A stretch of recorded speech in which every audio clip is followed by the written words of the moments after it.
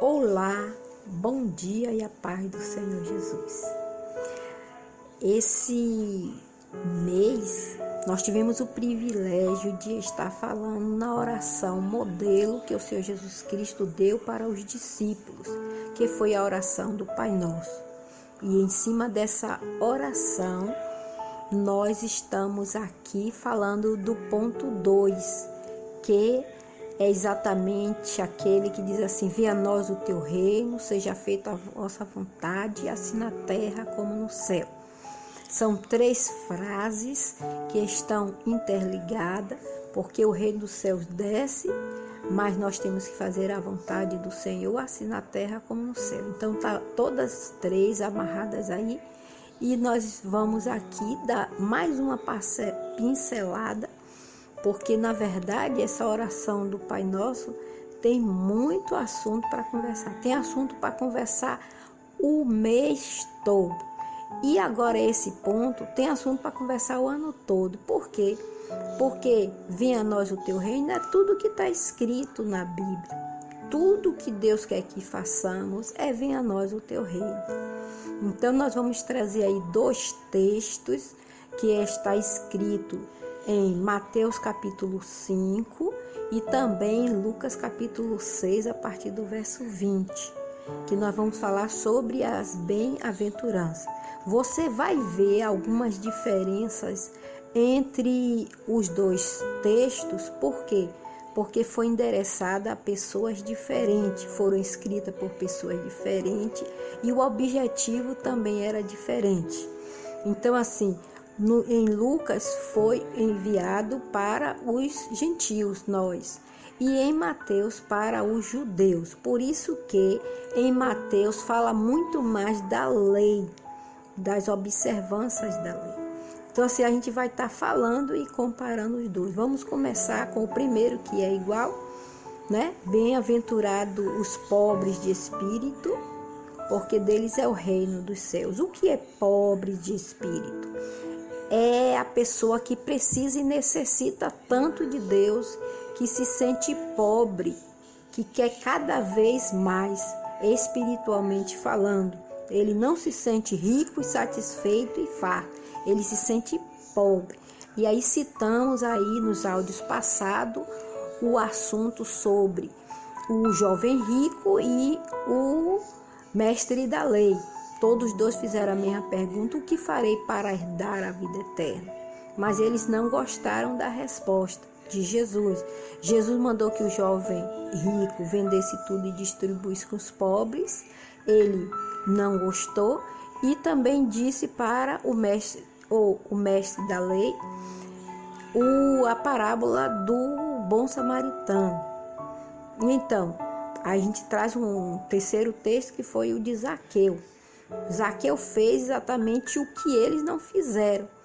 Zaqueu disse: eu vou distribuir a metade dos meus bens com os pobres, e se eu defraudei a alguém, vou devolver 4 vezes mais. Embora aqui a riqueza de Zaqueu foi adquirida de forma ilícita, porque ele era tido como ladrão, ele era cobrador de imposto. Então o que nós vemos aí é que Zaqueu fez o que o jovem rico e o doutor da lei deveria ter feito. Ele não deixou Jesus dizer o que ele tinha que fazer, ele mesmo fez. Então assim, ele se mostrou pobre de espírito. Eu quero é Deus, não estou nem aí para minha riqueza. Isso que significa pobre de espírito. Você, eu, nós necessitarmos de Deus a ponto de nos sentirmos pobres. E assim, vem em Lucas as bem-aventuranças, que são 4, mas em Mateus é muito mais. E assim, nós vamos ver, né, que em Lucas diz: bem-aventurado os que têm sede e fome de justiça, porque eles serão saciados. Bem-aventurados os que choram, porque eles vão rir. E bem-aventurados sois vós quando mentires, injuriarem e disserem todo mal contra vós. exultai e alegrai-vos, porque é grande o vosso galardão nos céus. Aí em Lucas, Deus está falando com relação ao justo. É bem-aventurado, quer dizer, feliz você está indo no caminho certo. Aí ele coloca uns ais para entrar em confronto com as bem-aventuranças, para mostrar ao ímpio que ele está já recebendo a herança ou a parte dele já aqui na terra. E lá no céu vai ser diferente. Observe, ai de vós que ris, porque vocês vão se entristecer. Ai de vós que se fartam, porque vocês vão ter necessidade. E ai de vós que recebem louvores, por quê? Porque seus pais fizeram isso com os falsos profetas e vocês serão o quê? Humilhados.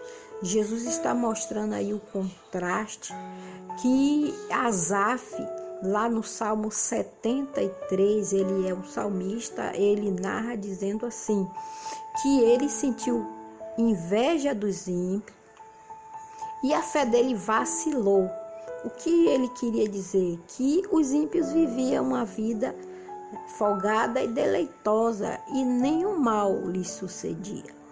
E aí depois você vê lá no 77 que ele diz, isso é perturbação da minha mente. Por que perturbação da mente?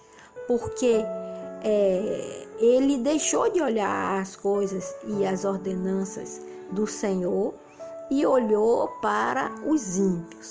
Aí Paulo diz assim, né, em Filipenses capítulo 4, assim, no que devemos pensar?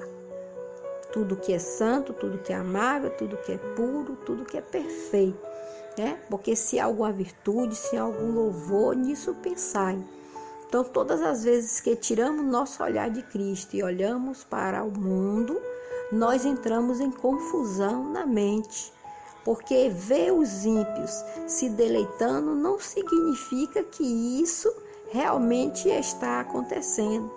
Ele está vivendo somente um momento e que não vai ser eterno, e o nosso momento, às vezes, não é aqui na terra, é lá nos céus. Por isso que muitos passam momentos difíceis aqui, mas essa passagem aí das bem-aventuranças está dizendo o quê? Os que choram, porque serão consolados, os que têm fome e sede de justiça, né? Porque eles vão se saciar. Então, assim, vendo pelo lado de Deus, nós não devemos esperar somente aqui nessa terra, senão seremos o quê? Mesquinhos. Deus tem muito mais a nos dar lá nos céus. Então, assim, você pode me fazer uma pergunta, quer dizer que eu vou ficar esperando para ter isso lá no céu? Não, só é andar de acordo com a palavra de Deus, né? Observando tudo conforme a vontade de Deus, e Deus está aí disponibilizando as suas bênçãos para as nossas vidas. E assim, quando nós lermos o texto em duas passagens lá nos 4 evangelhos, 3, ou as 4 mesmo, a mesma passagem bíblica, a gente vai ver o quê? Diferenças, por quê? Porque são povos diferentes, línguas diferentes, e também o autor tem ponto de vista diferente. Nunca diga que está errado, porque Deus sabe como trabalhar e como devemos agir. Amém? Que o Senhor Deus abençoe seu coração, te encha de paz e que você possa pegar esse texto, colocar dentro da sua mente e praticar.